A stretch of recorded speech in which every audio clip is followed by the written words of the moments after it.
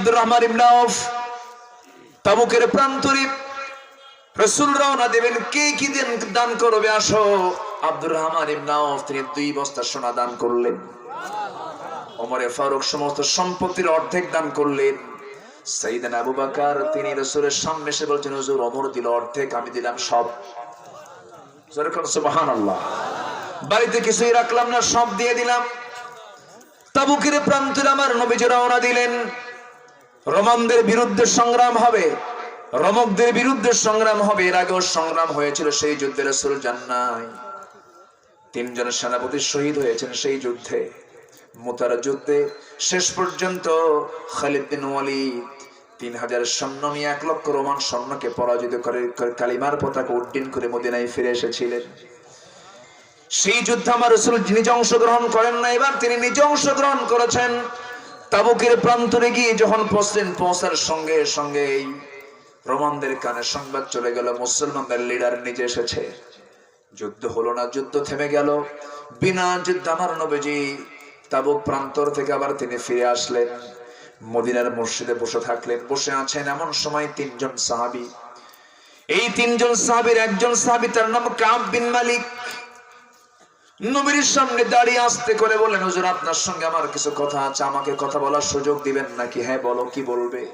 2টা হাঁটু গেড়ে দিয়ে নবীর সামনে বিনয়ী হয়ে বসে বলছে, হুজুর বড় একটা ভুল করে ফেলেছে। কি ভুল করেছে বলো? আমি কিন্তু যুদ্ধে যাই নাই, আমি তাবুকের প্রান্তরে অংশগ্রহণ করি নাই।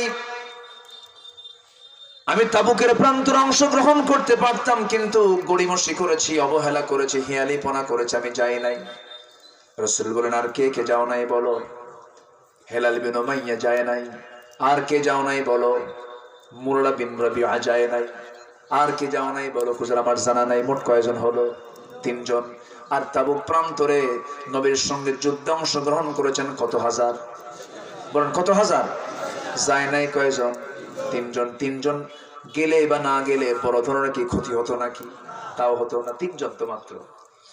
আমার নবীজি বলে ফেলেন, কাব বিন মালিক তুমি কি আমাকে আর কিছু বলতে চাও নাকি? না হুজুর, আমাকে মাফ করে দিবেন, আমি যেতে পারি না, এজন্য আমি আপনার সামনে সব খোলা মনে বলে ফেললাম। রাসূল বলেন, তুমি এখন আমার সামনে থেকে চলে যাও। চলে গেলেন। চলে যাওয়ার সঙ্গে সঙ্গে আমার নবীজি নোটিশ জারি করলেন, মদিনার মসজিদে নোটিশ দিলেন, কাব বিন মালিক, হেলাল বিন উমাইয়া, মুররা বিন রাবিআ, এই 3 ব্যক্তির বিরুদ্ধে আমি নোটিশ জারি করলাম। এদের সঙ্গে সর্বকার কথাবার্তা, লেনদেন সবকিছু আজকের থেকে মদিনাবাসীর বন্ধ। একটু কান লাগাবেন, মনোযোগ দিবেন। দিন বিজয়ের কাজটা যে ফরজ, দিন বিজয়ের কাজের সংগ্রাম করা যে সবার জন্য জরুরি। একামতে দিনের কাজ যে করতে গেলে ঢিলামি করা যাবে না, অবহেলা করা যাবে না। এটা একটা তার বড় উদাহরণ, দৃষ্টান্ত আল্লাহ তাআলা রেখে দিয়েছেন সাহাবে কেরামদের মাধ্যমে। আমার নবীজি এই 3 জনের বিরুদ্ধে নোটিশ জারি করলেন। কাব বিন মালিকের কানে সংবাদটা চলে গেছে, যেন তার কাছে মনে হলো আকাশটা যেন ভেঙে পড়ছে তার পিঠের উপরে। কাব বিন মালিক করলেন কি, দরজার কাছে গিয়ে, নিজের বাড়ির দরজার কাছে গিয়ে বউকে ডাক দিয়ে বলছে, বউ আমার, আমি কাব বিন মালিক, দরজা খোলো।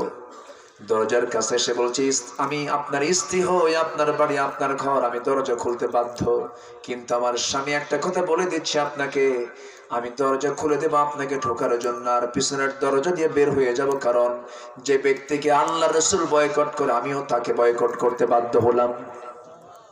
আল্লাহু আকবার বলবেন না? সম্পর্ক সব হবে কার জন্য? সম্পর্ক সব হবে রাসূলের জন্য, আল্লাহর জন্য। স্বামীকে বাদ দিয়ে দিলেন। কাব বিন মালিক মনে মনে চিন্তা করলেন, ভিতরে ঢুকলে তো আমার বউ চলে যাবে। তিনি আর ভিতরে ঢুকলেন না।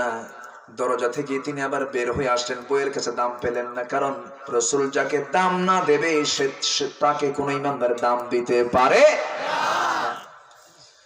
সামনে দেখতে পেলেন ছোট্ট 2টা বাচ্চা, 11 বছর 13 বছরের ফুটন্ত গোলাপ, তার নিজের সন্তান কাব বিন মালিকের সন্তানগুলো সামনে খেলাধুলা করে। বাচ্চাগুলোকে ডাক দিয়ে বলছেন, আমার সন্তানগুলো এইদিকে আয় রে। সন্তানগুলো বলে, যাব না। কেন আসবি না? আমার কাছে একটু আদর করি। যে লোকটাকে রাসূল বয়কট করেছে সে আমাদের বাপ না, সেই বাপকে আমরা দাম দেই না, সেই বাপকে আমরা বাপ বলবো না, আপনি যান। চিন্তা করেন, সন্তানরা বলতেছে না না তোমার আদর আমরা চাই না, কারণ রাসূল তোমাকে বয়কট করে ফেলেছেন, তোমার আদর আমরা নেব না। সঙ্গে সঙ্গে কাব বিন মালিকের কাছে আরো বুকটা ঝাড়ঝাড় হয়ে যাচ্ছিল, খান হয়ে যাচ্ছিল। সেজদায় পড়ে পড়ে কাঁদেন, সময়গুলো পাড়ি দাঁড়ান, তওবা করেন কার কাছে? আসতে বলবেন না, কার কাছে? আল্লাহর কাছে। ওইদিকে হেলাল বিন উমাইয়া রাদিয়াল্লাহু আনহুর বয়স 70 বছর পার হয়ে গেছে। 70 বছরের চামড়াগুলো কুঁচকে গেছে। নবীর চাইতে বয়সে বড়, নবীর চাইতে বয়সে বড় হেলাল বিন উমাইয়া। এই সাহাবী যখন শুনতে পেলেন নবীজি তার বিরুদ্ধে বয়কটের ডাক ডেকেছেন, তিনি করলেন কি? ঘরের মধ্যে থেকে একটা দড়ি হাতে নিলেন। দড়ি হাতে নিয়ে মদিনার মসজিদের সামনে একটা খুঁটির সঙ্গে দড়িটা বেঁধে দিলেন। বেঁধে দিয়া নিজের হাত দুটো স্বেচ্ছায় বেঁধে ফেললেন আর বলছেন, হেলাল রে, তোর মতো পোড়া কপাল বান্দা দুনিয়াতে নাই। নবী যার বিরুদ্ধে বয়কটের ডাক দেয়, হাতটা বেঁধে রাখলেন দীর্ঘদিন পর্যন্ত। তাফসীরে আসছে তাদের হাতে তার বাঁধনের জন্য তার হাত পর্যন্ত ঘা হয়ে গিয়েছিল। সালাম দেন হেলাল বিন উমাইয়া, কোন সাহাবী উত্তর নেয় না, বুকটা ফেটে যায়। এরকম করে করে দীর্ঘ একটা সময় যখন পাড়ি হয়ে গেল, মুরারা বিন রাবিয়া 3 নম্বর সাহাবী সেজদায় পড়ে পড়ে কাঁদেন পাহাড়ি গুহার ভিতরে। এই 3 জন ব্যক্তি যে পরিমাণ তওবা করেছেন, কেউ না মাফ করলো, মাফ করে দিয়েছেন আমার আল্লাহ রাব্বুল আলামিন নিজে। যেরকম সুবহানাল্লাহ। ওয়া আলা সালাসাতিল্লাযীনা খুল্লিফু ওয়া আলা সালাসাতিল্লাযীনা খুল্লিফু। সূরা তাওবার ভিতরে এসেছে ওই 3 জন ব্যক্তি যারা যুদ্ধের ময়দান থেকে তারা নিজেদেরকে দূরে রেখেছিল, পিছনে পড়েছিল, তারা সুন্দর করে তওবা করেছেন। সেই তওবা কবুল করেছেন কে? আসতে বলবেন না, কে? আল্লাহ তওবা কবুল করে নিয়েছেন। সঙ্গে সঙ্গে নবীর কাছে যখন রিপোর্ট চলে এলো, জিবরিল আমিন যখন বললেন, হে রাসূল, এই 3 জনকে আল্লাহ তাআলা maaf করে দিয়েছেন। নবীর আনন্দ দেখে কে? আমার নবী আনন্দে আত্মহারা হয়ে গেলেন। নবীজির সঙ্গে সঙ্গে মদিনার মসজিদে তিনি দাঁড়িয়ে বলছেন, ও আমার ওমর, তাড়াতাড়ি এইদিকে আসো, আমি কাব বিন মালিককে মাফ করি নাই, কিন্তু আল্লাহ তাআলা তাকে নিজে মাফ করে দিয়েছে। সাইয়েদনা ওমর ফারুক খুঁজতে বেরোলেন কাব বিন মালিককে। দরজায় গিয়ে ডাকতেছে, কাব বিন মালিক তুমি বাড়িতে আসো নাকি? ভিতরে থেকে বউ বলে, যে লোকের খবর রাসূল রাখে না সে লোকের খবর আমি তার বউ রাখি না। সাইয়েদনা ওমর ফারুক বলছেন, শোনো কাব বিন মালিকের বউ, রাসূল আমাকে জানিয়ে দিয়েছেন কাব বিন মালিকের তওবা আল্লাহর দরবারে কবুল হয়ে গেছে, আল্লাহ maaf করে দিয়েছে। এই ইতিহাসটা আমি কেন টানলাম? এই কিসসা আমি কেন টানলাম? ফাকসুসিল কাসাস। অনেকে কিসসাকে কোরআন হাদিস সম্মত মনে করেন না, বলেন এর কিসসাকে হালকা চোখে দেখেন। কিসসার দরকার আছে না নাই বলেন? কাহিনীর দরকার আছে না নাই বলেন? আল্লাহ তাআলা ইউসুফকে টেনেছেন, ইয়াকুবকে টেনেছেন, ইব্রাহিম আলাইহিস সালাতু ওয়াস সালামকে টেনেছেন। সব পয়গম্বরের ইতিহাসগুলোকে কেন টানছেন? যেন আমরা ফাকসুসিল কাসাস, হে রাসূল আপনি এই সমস্ত কাহিনীগুলো সব বলে দেন, যেন এখান থেকে বান্দা যেন শিক্ষা নেয়। কার কথা? আসতে বলবেন না, কার কথা? আল্লাহর কথা। আমার বন্ধুগণ, এই যে 3 জন সাহাবীর ব্যাপারে রাসূল এত বড় শক্ত সিদ্ধান্ত নিলেন, তাদের তওবা কবুল হয়ে গেল, কিন্তু শক্ত সিদ্ধান্ত নিলেন কেন? তাদের কি নামাজ ছিল না? ছিল। রোজা ছিল না? ছিল। সুন্নাত ছিল না? ছিল। দাড়ি ছিল না? ছিল। নামাজ ছিল, রোজা ছিল, হজ ছিল, যাকাত ছিল, দান ছিল, সদকা ছিল, সব ছিল। শুধুমাত্র জিহাদের ময়দানে যেতে একটু গড়িমসি করেছেন, আল্লাহ তাদেরকে পাকড়াও করে ফেলেছে। আমার ভাইয়েরা, এই জন্য দিন কায়েমের ক্ষেত্রে আমরা অলস হব না, এগিয়ে যাব। অলস হব না, এগিয়ে যাব, এগিয়ে যাব। কারণ আল্লাহ নিজেই শর্ত জুড়িয়ে দিয়েছেন।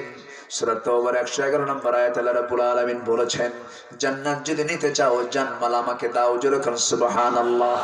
বিয়ান্না লাহুমুল জান্নাহ ইন্নাল্লাহ ইশতারা মিনাল মুমিনিনা আনফুসাহুম ইন্নাল্লাহ ইশতারা মিনাল মুমিনিনা আনফুসাহুম ওয়া আমওয়ালাহুম বিয়ান্না লাহুমুল জান্নাহ। জান্নাত যদি পেতে চাও জানমাল দিয়ে দাও, আমি তোমাকে জান্নাত দিব, তুমি আমাকে জানমাল দিয়ে দিবা। কার শর্ত?